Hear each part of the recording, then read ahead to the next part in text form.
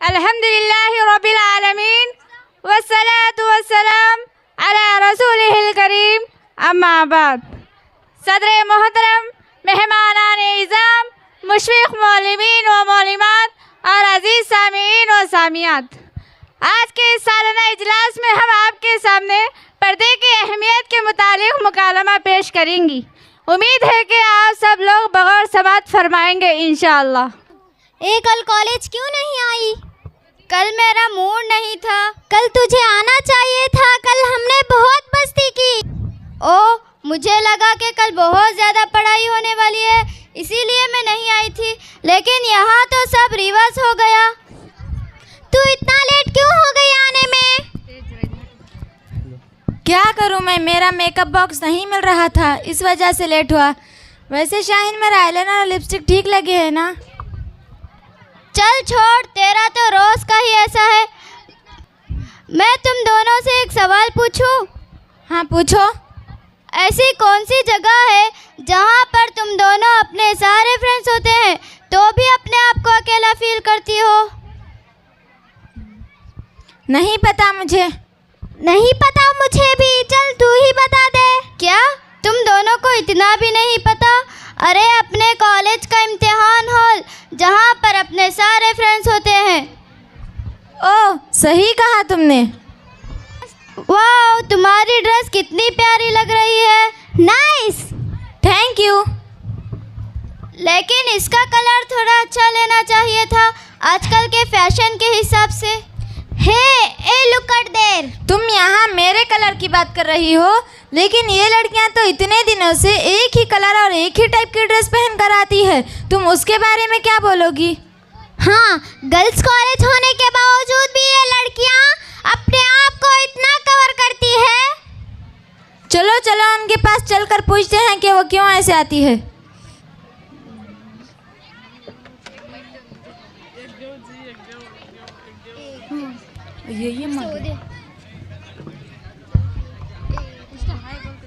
हाय, अस्सलामु अलैकुम वरहमतुल्लाहि वबरकातुह। जब आप किसी से मिलो या बात करो तो पहले सलाम किया करो।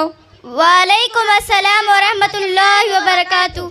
लेकिन सलाम का मतलब क्या होता है? तुम पर सलामती हो, अल्लाह की रहमत और उसकी बरकत हो। वाह, नाइस। इसका मीनिंग तो हमें पता ही नहीं था। मैं आस्क यू वन क्वेश्चन? हाँ, ऑफ कोर्स। तुम इतना काला काला कवर होकर क्यों आती हो? तुम इतनी बड़ी बेडशीट में चलती कैसी होगी? तुम्हें दिखता कैसे होगा?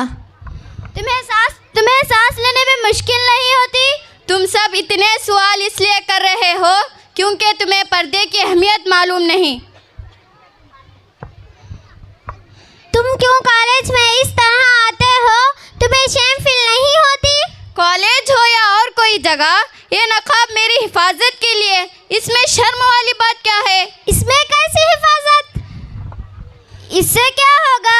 जब बेपर्दा औरत घर से निकलती है तो शैतान इंसान के दिल को उसकी तरफ माइल करता है, लेकिन जब यही औरत पर्दे के साथ निकलती है तो पर्दा उसकी हिफाजत करता है। कुरान मजीद में अल्लाह ताला का इरशाद है, वखरना फी बुयूतिकुन्ना वला तबर्रजना तबर्रुजल जाहिलियतिल उला।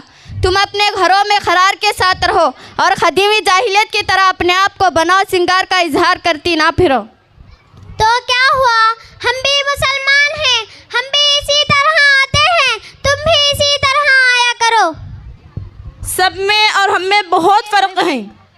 ये तो आजकल का फैशन है, सभी इसी तरह से रहते हैं, तुम भी इसी तरह से रहा करो।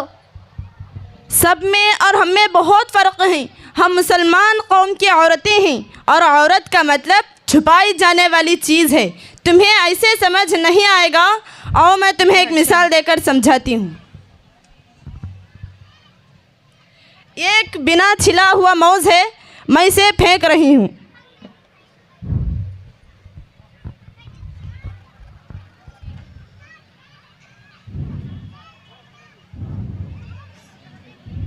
बस। और एक छिला हुआ मौज है, मैं इसे भी फेंक रही हूँ। अब इन दोनों मौजों में से आप मुझे बताओ कि आप किस मौज को सेलेक्ट करोगे? आपने इसी मौज को ही क्यों सेलेक्ट किया? क्योंकि वो बिना छिला हुआ मौज है, उसमें कोई गंदगी नज़र नहीं आ रही है और वो बिल्कुल साफ़ है। ठीक बापर्दा औरत की मिसाल बिल्कुल इसी बिना छिले हुए मौज जैसी है जिसमें कोई गंदगी नहीं होती, और बेपर्दा औरत की मिसाल इस छिले हुए मौज जैसी है जिसमें हर तरह की गंदगी होती है और उसकी दुनिया की नज़रों में कोई अहमियत नहीं होती। वाह, बहुत अच्छी मिसाल दी तुमने। तो इस्लाम में सारी पाबंदियां औरतों पर ही है क्या? इस्लाम में मर्दों के ऊपर कोई पाबंदी नहीं? नहीं, ऐसा बिल्कुल नहीं है, क्योंकि जिस कुरान में अल्लाह ताला ने औरतों को पर्दे का हुक्म दिया, ठीक उससे एक आयत पहले मर्दों को भी अपने नज़र नीचे रखने का हुक्म दिया, ताकि किसी गैर मुहरिम औरत पर तुम्हारी नज़र ना पड़े। पर्दे का हुक्म अल्लाह ताला ने औरतों को ही क्यों दिया? मर्दों को भी दे सकता था, औरतों को ही क्यों? यार, इतनी गलत सोच मत रखो। अल्लाह ताला ने सिर्फ औरतों को पर्दे का हुक्म दिया ताकि वो किसी भी तरह से रुस्वा ना हो सके। मैं आपको और एक मिसाल देकर समझाती हूँ, अब तुमको समझ आएगा।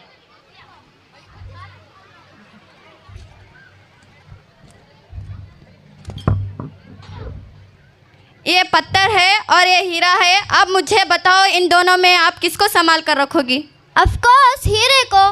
पत्थर को कौन संभाल कर रखता है? इसी तरह औरत हीरे जैसी होती है जो बहुत नाजुक और कीमती होती है। हम उसको छुपा कर रखते हैं। अगर हम उसे सबके सामने नुमाइश कर देंगे तो वो सेफ नहीं रहेगा। इसके बरअक्स पत्थर को रख देंगे तो कोई चोट नहीं पहुंचाएगा। वाकई में इस्लाम में औरतों को बहुत ऊंचा मकाम दिया गया है, ये आज मुझे समझ आ गया। क्या? मैं समझी नहीं।